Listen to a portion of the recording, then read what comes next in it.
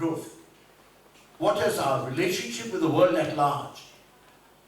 So on this note, when I look at Vision for India, I know we are looking at health, we are looking at hygiene, we are looking at education, we are looking at employment, we are looking at pushing up our standards of living. But what you cannot forget is you're going to leave back a world which should be as beautiful as we found it, and perhaps better, with less of calamities.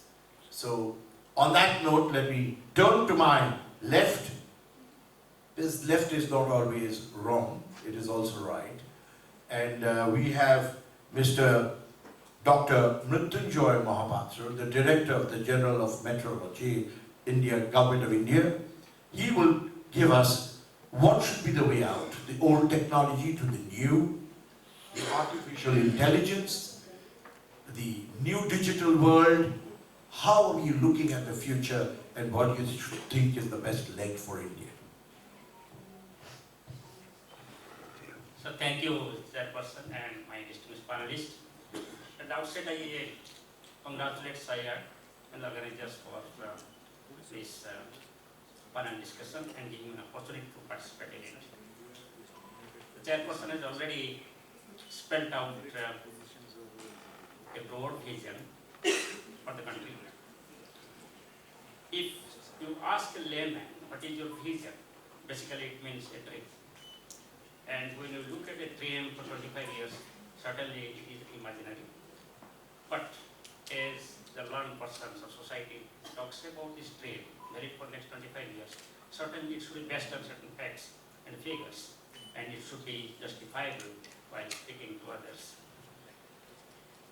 So, as far as I am concerned, I feel that when you look at a dream or look at a vision, it should check about the current status, and also check how we have proceeded in the past, where we are, and whether that vision or dream can be achievable or not. So as a layman or as a scientist or any human being, we will expect that when we complete our 100 years of independence in 2047, everyone should be capable with equality and equity. Everyone should be happy, maybe the happiest person in the world. And India as a country should be the leader in the world and be in a position to guide all the humanity in the world.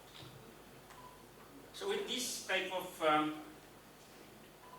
expectations, let us think about what we've achieved in the past. If you just look at since 1947 to 2022, we've come up a long way. It gives an inspiration that India is a permitted country and India has come up a long way. India has demonstrated its leadership in some way or the other. India has come off with economic performance, lifting the societal and economic status of the people. India has passed through many difficulties and oppositions and come out to a sustainable democracy. So to think about that, we'll find that India has moved from a dependent country to an independent country to a large extent in two sense. Not only the political independence, but also the independence with respect to technology, independence with respect to the societal and economic behavior. A chairperson asked me to talk about the technology. Certainly the technology is changing continuously, and technology has evolved over the period of the time as per the demand of the society.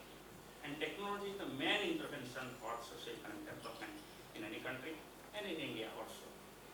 If you just look at pre-independence period and independence period, you will find that there has been a huge gain through this independence, and gradually we have become a self-reliant country. So when we talk about self-reliance at present, you will find that yes, we have achieved a lot, but still there are certain and many areas where still India is dependent on others. I hope by 2047, India will be a completely self-reliant in terms of technology and also in terms of all aspects of socio-economic conditions of the country. At the same time, it will also be a leader to provide the technological support to all the country when we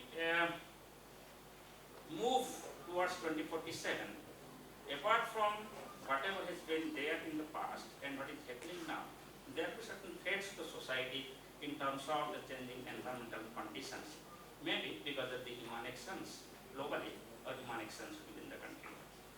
And it has led to, all of us know that global warming and hence the climate change, and that is one of the biggest threat which has to be taken into consideration when you look at the vision or dream in 2047. So therefore, the vision 2047, which aims at the self-sufficiency in terms of socio-economic conditions and also technology, should take into consideration the threat and risk arising out of the impact of the climate change. The climate change has got three types of impacts. One is the science and technology, and other two aspects are adaptations and mitigations. The technology itself also threatened by the impact of the climate change. So taking just an example, if you want to predict a particular weather, if you are able to predict a weather 3 days in advance, because of the impact of climate change, it will be able to predict only 1.5 days. The predictability reduces because of the climate change. So therefore, we have to address the technology which can overcome this threat towards the predictability, and hence we can provide the early forecast and warning to mitigate the disasters. And I am talking about disasters because the gross domestic product is lost by about 5% in a country like India because of the natural disasters, especially the hydrometeorological disasters, which are 80% of the total number of disasters. So therefore, to have a sustainable economy, we have the Sustainable Development Goals as specified by UNFCCC. There are 17 goals, where climate action plan is one of the most important goals, that is goal number 13. So you have to take into consideration the technology that has to be developed, which will overcome the hazards, the losses from the natural disasters. We are happy that India is a promising country in the sense that we've been able to minimize the loss of lives and properties from the cyclones. We've been able to minimize loss of properties and lives due to heat waves. But still, there are threats to the floods, to the heavy rains, thunderstorms. Still, 2,500 people are dying every year because of the thunderstorms and lightnings. And there are a lot of losses in the floods in the country. And we are lagging behind many countries in terms of flood forecasting or in terms of the lightning mitigations.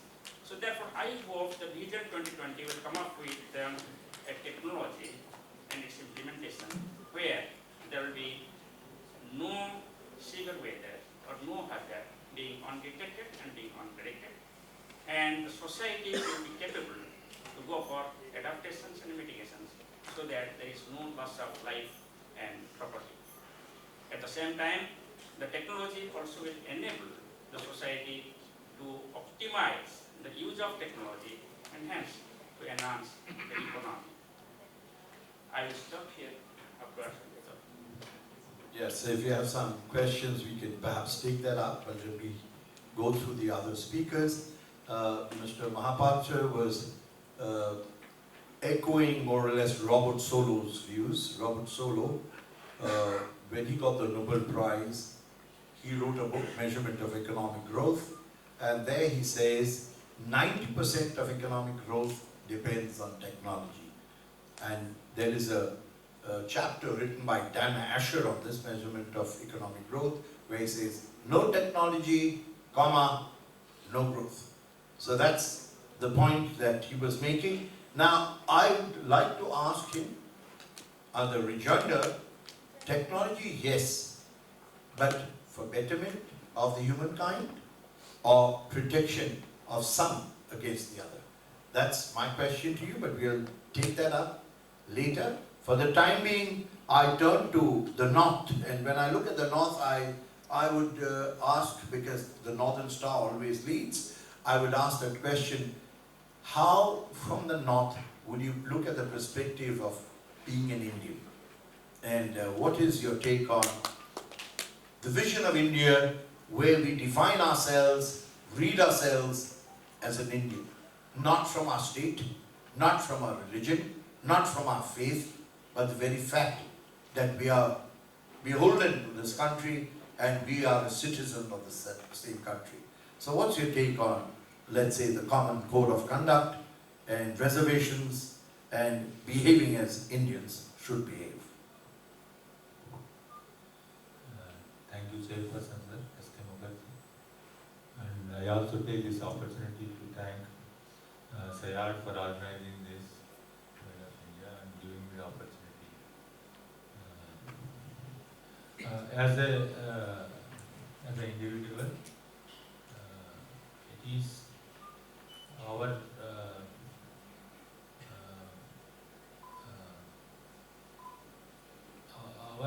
actions and our support the government is, we should also go in line with whatever we wanted to achieve or the government wanted to achieve, and play an important role leading to that.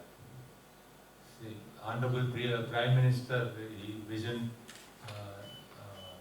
2047, where we will be completing 100 years, so it is called now, we can say Amrit Kal. So, sir, if you see that already Dr. Muchali Mahapatraji also mentioned where we were when we got independence, and then we already progressed. But still, Honorable PM wants that we should also go into as a developed country. If you see that, I'm not an economist and not much details of the economy, but as per the understanding, so now it is almost 2.75 trillion economy now, and then it, we are going for 3 trillion economy, and then by 2030, that is what we wanted to achieve, 6 trillion economy, and then when you reach 2040, so it should be 12 trillion economy. That is the main target where we can say maybe we are into the developed country. So as we are progressing, it also going in a positive and right direction, and hopefully we all will contribute towards that, going into a developed country. That is all our dream or vision, whatever we say, and we should participate enthusiastically into that. Actually, I work in space technology, and then towards how the space technology can play an important roles into this. When Prime Minister, he was addressing our Independence Day, he has coined one more word like Jai Jawan, Jai Kisan, and then Jai, that is a technology, Jai Kisan, Jai Vigyan, and then one more he has added that Jai Anusandhan, so that is basically it is telling about innovation. So sir has mentioned technology means you are bringing more innovation, so you will be also helping in towards improving economy also. If you see that whatever we all use nowadays, GPS, so it will all lead us to wherever you want to go to the direction. So the leading country is USA. So that is the technology they invented, and then finally it is also helping in a billion-dollar economy exclusively due to only one GPS I'm mentioning. And then when we work in science and technology, and sir also works in meteorological department, all science and technology department, we also get a lot of instruments which are highly professional, highly sophisticated. Everything comes from outside. So unless we do our own this thing, so it will also help in improving our own product, made in India products. And if you see that space technology, already we are self-sufficient towards our own rocket, our own satellite, and building and launching. And then we also opened up recently that New Space India Limited, where through that the coming Sunday we are going to launch first commercial heavy satellite launch vehicle, that is LVM-3, that is launch vehicle. It is 3 heavy vehicle. It used to be called, we used to call GSLV area, geostationary launch vehicle. We are going to launch around 36 satellites. And then now the technology is now, whatever mobile we use is all terrestrial connected. The future bandwidth, getting the connection of internet, so directly come from the space. Suppose we are in a city, we are well connected with the internet, we are all always connected and online, and you can do the task like work from home or anything without any difficulty. Either way we do that. But once it goes to the space, so basically it is helping wherever you are. So you get connected. Either you are in a forest or a remote place also is get connected. So there are 3 companies are coming up. One is OneWeb, and then Starlink, and Amazon also coming their own way to build these satellites. Now we talk about satellites. There are thousands of satellites. So now once this internet also comes to the space, we will be going crossing lakhs of satellites into the space. And then because India is also having a capability to put these satellites, so it is going to help. And then it is not only development of the technology, so we are also going towards providing the services to the common man. One of the vision is not to only provide the technology, also enable all the people on the ground ease of doing their own activities without much interference of the government. So for that, all these things really helps. And then if you talk about the example of improving economy, one is fishermen are provided to go to the sea and get their fish, more fish using the GPS technology. The centers like Incois, which is there, Hyderabad, provide these services. And then when we talk about railways, unmanned crossings, so automatically these trains siren out when it comes to near to this the grate where it is unmanned thing. So this is all basically technology enabled. And then already IMD is also providing the services like forecasting, and then there are a lot of disasters which are happening with the technology, so that once the technology is available and more accurately we provide the information. So the common farmer and common persons, they can be also saved from the disasters. We talk about landslides, we talk about floods, or we talk about the lightning, and then wherever you are moving, so your mobile also will enable to tell that be alert or be aware of something. And then even the lightning which comes, and then they forecast alert. So basically the technology is not only economy, it is also enabling the common people to benefit out of that. So I think I'll stop here. Thank you. So after Solo, we've now heard the voice of Schumpeter, who talks about entrepreneurship and innovation. And he said he's not an economist, but he said everything which concerns economics. And he talked about innovation and the role of it. What I like particularly is the importance of, I wish from the Bengali point of view, we are from Bengal, and we had a great Nobel laureate, our Kavi Guru Rabindranath, who looked at space and he said, Akash bhara shuchya tara and Vishwa bhara pran. So you discovered life in space, and you are adding to it in the enormity of it through the satellites. It won't make a difference, but it will perhaps make life more meaningful. So you are talking about the orchestra that plays in the universe, and innovation is maximum in a world that we normally don't look into. There's a world of music.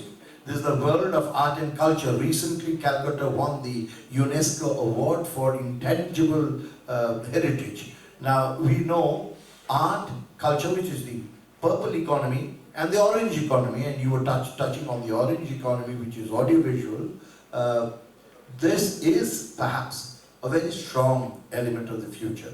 One element which still remains is how do we link in the umbilical cord the large with the small. The largest polluters are the small. And the large and the small have to do their act together, which is environmentally sustainable. And that knowledge needs to come from the bigger brothers, maybe in America, maybe in Russia, maybe in the developed countries, which will help our MSMEs to develop in an ancillary growth. That will be an assured market, that will be an assured technology, that will be helping us to know how to handle waste, and that can make a world of a difference in this. And who could speak on it better than our friend from Terry, Anshuman, who's the Associate Director of Water Resources Division. And water is now coming at a premium. So can we have your views on this, Anshuman? Thank you, Chair, and thank you, SAIARD, for this opportunity. You started brilliantly with the philosophical as well as perspective one, how one should talk about time. We heard about technology, we heard about space. Let me bring you to the perspective of, let's say, sustainable development. When we are looking for a vision of, 2047 and a sustainable development, and us looking at as a developed nation, what is that we are looking at? We are looking at an equity. We are looking at an opportunity in which everybody has equal opportunity. We are looking at quality of life which is dignified and full of resources. We are talking about resources that we are using to be judiciously kind of used. And let me exemplify, Chair, with water as a resource, that I am talking about. Now, any developed nation, if you are aspiring for being a developed nation, you have to carve your path of growth through sustainable and efficient use of your resources. Let's talk about any other resource, but I'll give you an example of water. And I'll, for the purpose of managing time, focus on three priority areas, let's say. Drinking water. Now, if you are wanting to aspire for a developed nation, we have to make sure that we have equity of water supply. As of now, if you look into where we are, some of our cities, are having, as high as 400 or 500 liters per capita per day of supply, while in some locations you have less than 20. Now that's not where we want to, aspire for. So we need to look into how we are, kind of looking at our distribution system. Are they efficient enough? Are we very leakful? If we are having high leakage and losses, of course we are not going to be there. So we need to look into the efficiency of the water use. Now, if I am to talk about drinking water, I would aspire for a developed nation or a developed India where I do not depend upon these bottled waters.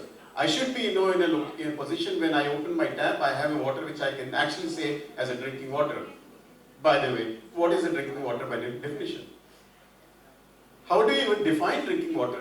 Well, we'll talk about it in question answer. But my point is that these are the critical things that we need to focus on, and these are very basic things for any nation to actually focus on if it aspires for becoming a developed nation. Let me turn towards another perspective, which is about use efficiency. Any resource, if you are wanting to use, you have to be very, very efficient in using it. Mahatma Gandhi has said that we can only meet our need but not our greed. Any developed nation or any nation that is aspiring for becoming a developed nation has to look into the use efficiency of any resource. If you talk about water as a resource and its use efficiency, let me focus on three sectors: irrigation or agriculture, domestic, our cities, or our domestic water usage for drinking, and industrial water use. All of these sectors are still, as we speak, not very efficient. Agriculture, at best, we are around 30-40% in terms of water use efficiency. All best of the command area programs are of that kind of efficient. If you talk about our cities, the urban local bodies, most of them have high leakage and losses, high non-revenue waters. And what that means is that while you are sourcing that scarce resource from a natural resource body, what you are doing is, after investment into a treatment system or a treatment and distribution system, what you are doing is you are actually wasting 30-40%. And then kind of distributing the rest of it to your citizen. That's not an efficient system. Talk about industries. The production and the kind of productivity that we have is very, very low. If you talk about our country, if you look into the productivity of our country in terms of industry, we are very low at around $7.5 US per meter cube. If you compare with other countries, 20, 30, 40 is what we are, where they are. So we have to be very efficient if we are wanting to reach to that developed nation category. And as our Prime Minister has visioned that by 2047 that we have to reach. And I believe this is not just water, every resource has to be looked upon in a similar way. Let's turn towards another perspective. If you are wanting to be a developed nation, we have to be a healthy citizen. And healthy citizen would be by all the resources that are around, air, water, soil, which is giving us food. They all have to be made sure that they do not make us sick, either by air or by soil or by water. Since water I'm talking about, if you look into the perspective of where we are in terms of disease burden, the kinds of manifestation of diseases, we still are very, very much challenged. How the wastewater, for example, where are we in terms of treating our wastewater? If you look into the latest information, the governmental information, of what we generate in our class 1 cities and class 1 towns, we are only treating around 37% of it. The rest of it, which is by the way around 72,000 milliliters per day, is basically treated partially or basically discharged partially treated or untreated totally into the water bodies. No wonder we are seeing all kinds of high parameters of pollution like biological oxygen demand, coliforms, or many other heavy metals and pesticides, which actually then lead to unhealthy human health and as well as environment, which is actually very intricately linked with our human health as well. And not to mention the impact of climate change to further aggravate the situation. So I would say if we are wanting to aspire, as far as a developed nation, we will need to look into all of these very, very carefully and plan us in a way that we actually are able to address this as a resource when we are talking about development. Now there are various policies and programs that are in play, and I would say quite some of them are very well planned. The only thing that we have to, something that I was mentioning to your chair, that we have to catch up with the time. What we are not able to do is something the chair also mentioned is action and implementation where it should be, where we are. That's the gap where we are having. So we have to be ahead of time in terms of planning what we need to do. Less than 10 years from now, we have to plan it today. We cannot be planning our STPs for today's time, in current time, when we will see that the population will increase and whatever percentage in future, and further our infrastructure will fall short of it. So in terms of the planning for reaching out that goal or vision of 2047, I think some of these are very, very critical things that we need to look into.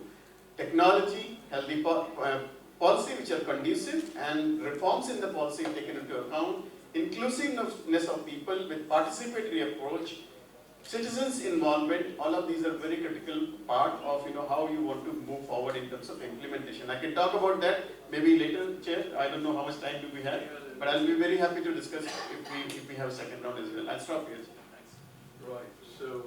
So we've discussed three very important pillars of the kaleidoscope, the walls. One is technology, innovation, and we've gone into efficiency, equity, and health as the third parameter, and sustainability. Of course, we go into more issues like chlorine, but I think one point that needs to be brought in here is we need to be close to nature. The more you move away from nature, let's say cloning, or to that extent using artificial colors, for instance, even using chlorine, we are not concerned about what chlorine does to the marine life in the water. It's just not the use of it.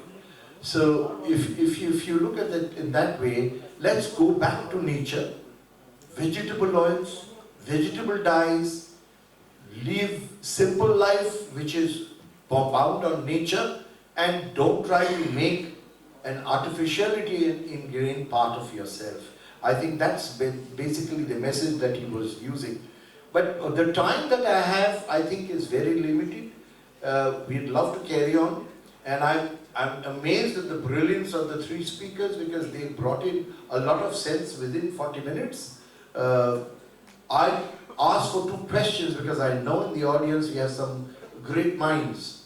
I was talking about the purple economy. I can see the maestro and sitar, people from music and the dance world, people from art and culture. I know there's someone who translated Mahalaya into the English version.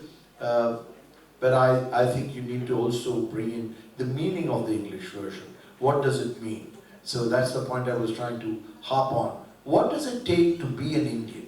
And I think being an Indian is on that part of the world, not here. We are the ideas creators. But who's an Indian? We have the purple and the orange economy on that side.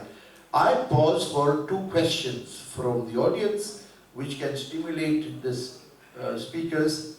We are facing an India-Pakistan tie on 23rd, so send your bouncers down the road and let's see who can knock off. So please, anyone from the audience, would you like to ask a few questions? I know you can, but you're hesitant to do so. I think they are excellent people to talk to, so please raise your questions.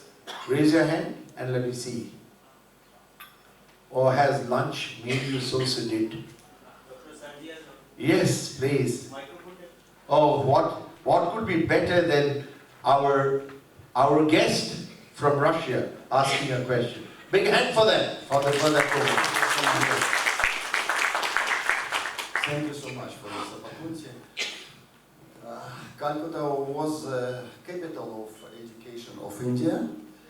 Calcutta still capital of the education of India. I am a witness, and thanks for opportunity to ask us a question. What is your opinion? What can be key word of pride of India? It can be what, for example, harmony, dharma, knowledge, spirituality. What is the main key word of pride of India? Thank you so much. Who do you address the question to? To moderator first. To me? Yes, yes. My God, I was the moderator. And somebody should do things in moderation. But without a doubt, I think the heart of India lies in its spirituality. I was referring to Swami Ranganathananda. He said that we have the 2 Vamshas in India. One is the Rishi Vamsh, the other is the Raj Vamsh. Rishi Vamsh is where you hold your mind. And therefore India has been the soil where most of the religions have grown and flourished. Be it Jainism, be it Buddhism, or to a large extent it's rumored that even Jesus Christ spent 13 years of his unknown time in India. And we have our own philosophy. I mean, very interesting question to ask, and I'll take perhaps the whole afternoon to tell you that. Why do Brahmins in Bengal eat fish where Brahmins are supposed to be vegetarian? So there's a reason why that happens, and that's a combination of Buddhist Tantricism with Vedic culture. So how did the Saraswat Brahmins be given the idea of eating fish, which is Jalapushpo, because of the drying up of the river Saraswati? That needs to be looked into. But India's heart lies in its mind, which is why Indians have not been great fighters and been perennially open to exploitation and aggression from across the borders, be it Alexander the Great, the Turks, the Mughals, but most of them came and made this their home. So I would look at the communities that came to loot India. They looted, but they stayed. But what I found was antagonizing is some came and looted and took away. So that's where I think the annoyance is. They left behind some of great cultural dimensions, our education, our thought, our legal system, and so on, but they didn't come to stay. They didn't make this their home. So if you want to look at India, the true Indian is one who stays here, believes in India, believes in the might of India, which is the mind of India. And the mind of India is, when you refer to Sanatana Dharma, Dharma comes from the word earth, and earth is the soil, and the soil is something that gives fertility and the germination of ideas. And I think that's where the heart of India is. But words is not only important, vision is not only important, we need action. Somehow Indians have never been good actors. They've never performed as well as they could and they should. They have of late learned that practice from the West. And if I'm looking at the West, we have not looked at it so closely with Russia, but I think Russia can play a very important role, not just as a friend in dealing in defense, but also in treating minds. And you have the best kind of science and technology, and we can help, when you're talking about business education, for instance. We are looking at UK, we are looking at USA, we are looking at Australia, we are looking at not China, not so much Japan, very little Russia. So there's huge building blocks we can make on entrepreneurship, on management, on sharing of science and technology, which we have not done. There's a lot we can do because it's one world, we have to enjoy it together. So that spirit actually is typically Indian. We are non-aligned because we look at the same Atma living in you. When I say Namaste, it is a short form of Namaste, which means I am recognizing the soul in you. And what we do is, the Namaste is the 5 fingers get together, it's supposed to touch your heart, which means I'm using my entire nervous system and my entire senses to reaching out to you. We don't shake hands, but we say, I recognize the divinity in you. And when I recognize the divinity in you, I'm saying, you're nothing but a brother to me, because the same Atma exists in you. So when you have this great philosophy, I don't see the room for animosity. It doesn't matter what God you worship in, or if you're a non-believer. You can be a pantheist, but India has a place for all. And that's why this is a country which is par excellence. I think we can lead the world in terms of philosophy, in terms of mind, in terms of beliefs. But we need the strength of action which comes from the West. So, which is Swami Vivekananda saying that we need to learn expression from the West. And we need to be more articulate like the West. And he says that if you're too introvertish and meditative, you tend to be born liars. And it's not without reason that India is also turning out to be one of the most corrupt nations in the world, which is also our feeling. So we need to know how to express, how to speak out, not be subservient, not being servile, and speak out in every time. And that we need to learn from the West. The openness of mind and the belligerence of saying, I will act. But the mind, I think this is something we've inherited over years of civilization. And given another chance, I'd love to come back to this country, be born again in this country. As it's saying, there is a song which says that, may I be born in this country again and again in Bengali. But thanks for that question, because I thought you were not looking at a question, you're looking at an Indian mind. And you're asking me to answer to that question. And I recognize the divinity in you. You have the greatness that we share. Right, so any other question?